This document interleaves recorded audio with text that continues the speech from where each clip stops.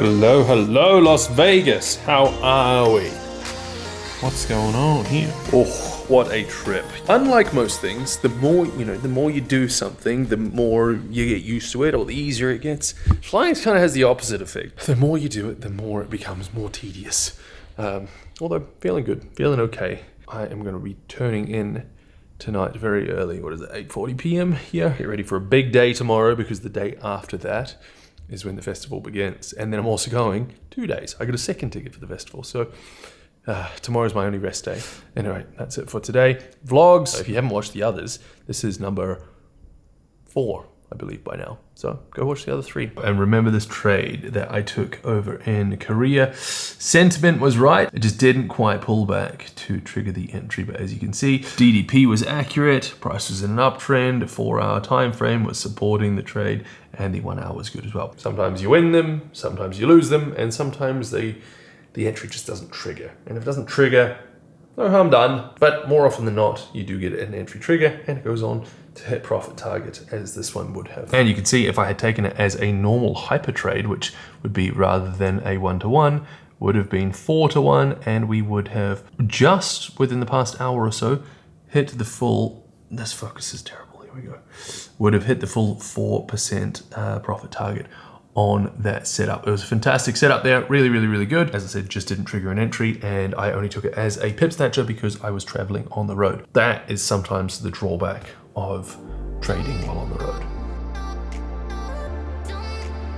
I woke up this morning feeling on top of the world, actually. Surprisingly, a lot better than what I had anticipated. Slept beautifully, woke up at 6:30 a.m. It's now 8:30, getting ready for the day. Got lots in store today. Actually, correct that. I'd say that this is probably the least eventful day of all the days that old ChatGPT over here has planned for me. I love this, actually, by the way. I use this as my travel companion because there's so many pieces that you'd miss out on, like if you're just relying on a TripAdvisor and shit like that. I don't know, because I like to be specific on what it is that I like, what I like to do, and then it's like, oh, this is perfect for you. So if you're an oldie and you're not up to speed with it, really having a travel companion like ChatGPT is game changer. Plus also, I'm not really one to keep a meticulous schedule or calendar or anything like that. So if I'm like, hey, I don't want to do that today, can we do something else? And it's like, okay, we'll move day 8's plans to today because that all works out and it all intermingles, you know? AI, man. AI, it's quite the thing. This morning, I'm heading over to Peppermill Diner. Apparently it's a famous one. It's an old schooly American style diner, very famous, very touristy. So I'm gonna go check that out. Apparently portion sizes there are American sized. So I'm gonna go there, and then turns out there is a gym, an on-site gym. So I'm gonna check that out. Maybe hit the pool for a little bit, get some suntan on. But my assignment for today from my travel companion is keep it light, fun, and energy saving so you're sharp for the festival weekend, because we got both days. And when we were young, we got Saturday and Sunday. I ended up just saying, bugger it, I've come all this way, I might as well do both days. It's all the bands play both days. And then keep it easy on alcohol today, hydrate like crazy, don't get too much sun, conserve energy, soak up the atmosphere, get your logistics dialed in for tomorrow's madness. So today is going to be a chill day before all of the craziness begins tomorrow. Now, as far as the trading day goes, I did have a little look here, but there was nothing of interest worth taking. And because we are now at 8:30 a.m. Friday in the States, this is when the Forex markets close completely for the week, is at 5 p.m. New York time on American Friday. So I've only really got not a huge amount of time left before the day closes. 5 to 7 hours, so I'm not really interested in taking anything.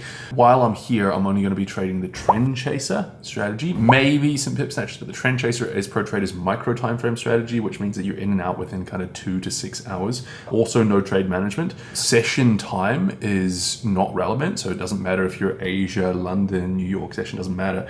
You can take these setups anytime. I've done extensive backtesting and I've not found that there's any one session that the strategy performs better in. Now there's a volume of setups. There's slightly more setups present during London session, but let's say it's maybe 40% London session, 30% Asia session, 30% New York session. All in all, it's a great strategy that you can trade around a full-time job or around commitments. If you're a shift worker and you've got random trading hours, you can't commit to the same time every day. Chances are, if you sit down on the charts, there's a high likelihood that you're going to find a suitable trade, or at least one developing. So the Trend Chaser strategy is kind of my fallback when I have a random schedule and I can't commit to a specific trading session. I remembered after I did my supplement stack breakdown on the other video I didn't talk about this one. This one's very important. Creatine. Doesn't matter if you're a gym junkie or whatnot. It's got a lot of nootropic benefits. So typically I do 10 grams, not just your regular 5. 5 grams is good for your physical. Your muscles are very creatine hungry. But 5 grams or less, it all just goes straight to your muscles. You don't get any of the neurological benefits. So I like to go for 10, so my muscles are covered, and then the rest goes neurologically. Now, I don't have scales, and I don't even have a spoon.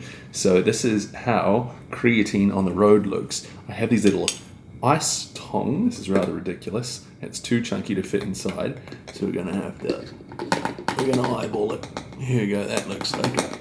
There we go. This looks like actually I'm gonna rail it. For all of our gym friends out there, you guys have probably raw dogged creatine before as well, but I guess most of you, this may look kind of foreign. I'm gonna make sure I don't poke my eye out with this thing. That's one. I'm eyeballing 1 teaspoon is about 5 grams. So 2 teaspoons. What do you guys reckon that looks like? About a teaspoon. Delicious. Let's get our day underway. Okay, just stopped at the FedEx office in the Resorts World. It is really convenient that they had that here. Anyway, because I went to the front desk and was like, I have a festival ticket waiting for me. And they said, yep, go up here. Here it is. So I'm going to put this on now to make sure I don't lose it, because that would be a very me thing to do. All right, locked and loaded, ready to go for tomorrow. We know what What's up, Gabriel? What's going on, brother? How you doing, man? Good seeing you, man. Good, thanks, God man. bless you, man. I was just walking down the street and he recognized my t-shirt. It's from Angels and Airwaves. Then we had a conversation here. Yes, sir. He said you want to go see aliens out here and stuff. I'm like, oh, I saw one before. I'm not just bullshitting you. Basically, I was going on my way to San Jose. I'm an artist, and this is like 14 years ago. So me and my cousin was just driving the car, and it's nothing but fields out there in San Jose. We're just driving. I don't smoke marijuana. I don't do any drugs, so I know I wasn't tripping. So we end up driving, and then I saw like a light, like flash, like right up before my eyes, and it like kind of like dimmed in the grass. So I looked at my cousin. I'm like, "Hey, bro, did you see that?" He's like, "See what?" I'm like, "That little light." He's like, "Yeah, I saw it." I'm like, "Bro, that's a spaceship, right?" He said, "Bro, I swear I thought I saw a spaceship." So I know for sure we both saw a spaceship just like going through the grass. That's one example to tell you that we know that this shit is real. Like, there's no way in hell that spaceships is not real, bro, because aliens are coming. Area 51, they didn't make that for no reason, bro. They got a lot of money out there, bro. And they won't even let you pass a certain line, Area 51, they will shoot you. Yeah. They will shoot you. Yeah. So if you pass a certain line, they will kill you because they don't want you to know the technology and stuff they got. And part of the reason I'm out here, Nevada is the place. Even your airport, right? Harry Reid. Yes. We did a search.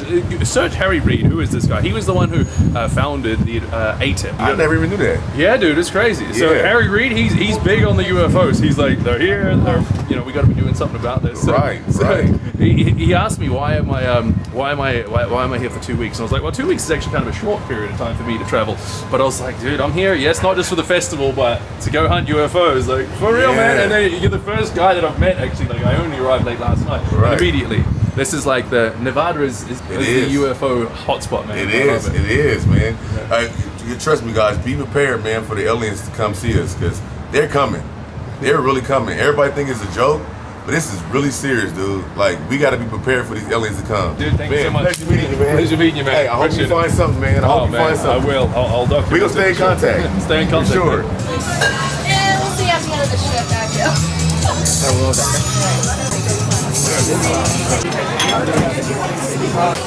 Cyrus has just learned that they also pay taxes in Germany. Yeah. And then what did you say? You're like, I thought the US is the only place that pays taxes. only place in the world that pays taxes is the US, apparently. Yeah.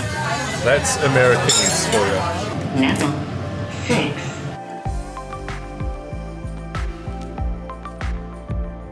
Okay, we can't come to Nevada and not talk about Harry Reid. Harry Reid Airport is the international airport here in Las Vegas. He is the single most influential politician regarding the whole UFO investigation thing. He was actually the one that invested $22 million into this Pentagon project named ATIP. Now, if you know anything about UFO law, you'll be familiar with ATIP as the Advanced Aerospace Threat Identification Program. Basically, their whole setup, their whole existence was designed to uncover what these unidentified aerial phenomena phenomena are flying around in US airspace. Reed said he was approached by Nevada billionaire and aerospace contractor Robert Bigelow, who was also a personal friend, who was convinced UFOs were real and worth studying. Bigelow's company ended up running much of ATIP's research from facilities near Las Vegas. The program gathered pilot reports and video evidence of these aerial phenomena from Navy and Air Force pilots. Now, if you haven't been living under a rock for the past 5 years, you'll be familiar with the Tic Tac UFO incident. That came out of ATIP. That was heavily covered in 2017, the New York Times. This totally blew open the conversation for UFOs into the mainstream culture once again. He never claimed that aliens are here or they walk among us, but he was adamant that the government should take the sighting seriously and remove the stigma. So he pushed for transparency until his death in December 2021. That was when they renamed the international airport here to Harry Reid International Airport.